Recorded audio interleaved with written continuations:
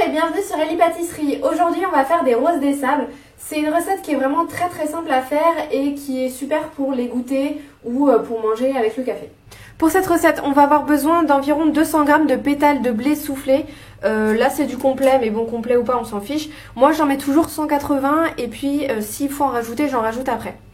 On a aussi besoin de 200 g de chocolat. Moi j'ai pris du chocolat au lait, mais vous pouvez prendre du chocolat noir si c'est ce que vous préférez. 50 g de beurre. Vous allez aussi avoir besoin d'une casserole à demi remplie d'eau et d'une casserole vide dans laquelle on va mettre le chocolat et le beurre. En fait, ça va nous permettre de faire un bain-marie. Ensuite, on va avoir besoin de 2 plateaux qui passent au réfrigérateur sur lesquels on va mettre du papier sulfurisé. On va en fait disposer les boules. Et puis, vous aurez aussi besoin d'une cuillère pour mélanger le tout. On va préparer notre chocolat au bain-marie. Donc, je mets tout le chocolat dans la casserole, la plus petite casserole du coup.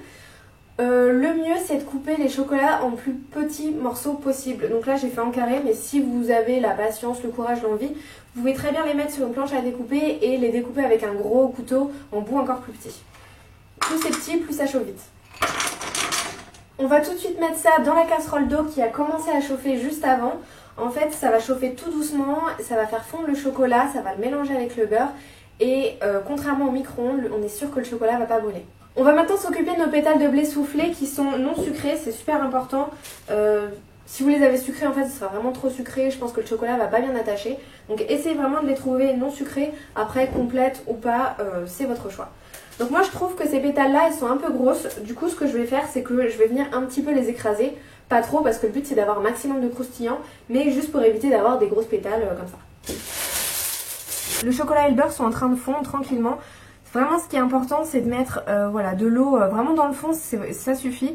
Faut pas la mettre trop forte quand même pour pas que ça commence à cuire le chocolat. Faut juste qu'il soit fondu. Et puis voilà, faut y aller doucement, pas hésiter à remuer pour pas que ça cuise et que ça chauffe doucement. Si vous voyez que ça va trop fort, n'hésitez pas à l'enlever du feu et à venir le mélanger. Notre chocolat et notre beurre ont fondu. Je suis en train de les faire refroidir tranquillement en les remuant. Il faut vraiment attendre avant de les mettre dans les pétales, sinon elles vont ramollir et nous ce qu'on veut c'est vraiment du croustillant. Pendant que c'était en train de fondre, j'ai rajouté un petit peu de beurre parce que je trouvais que le chocolat était trop compact. Du coup, si c'est le cas pour vous aussi, n'hésitez pas à en rajouter, il faut le faire doucement par petites touches. Surtout dans du chocolat fondu, ne jamais mettre d'eau. On peut rajouter soit du beurre, soit du lait ou de la crème, mais vraiment jamais de l'eau, ça va complètement dénaturer le chocolat. Notre chocolat est presque froid, il est bien brillant, donc on va venir le rajouter tout doucement dans notre petite pétale de blé.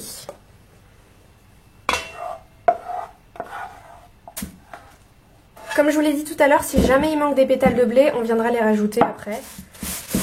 Pour l'instant, on mélange. Il faut bien qu'il y ait du chocolat sur toutes nos pétales, comme ça elles vont bien accrocher les unes aux autres.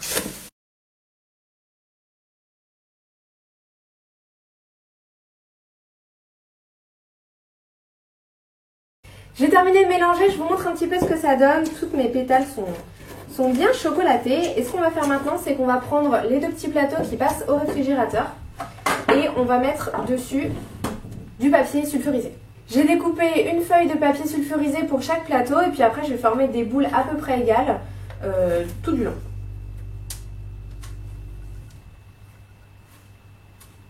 On peut les faire plus ou moins grosses selon ce qu'on aime, ce qu'on a envie.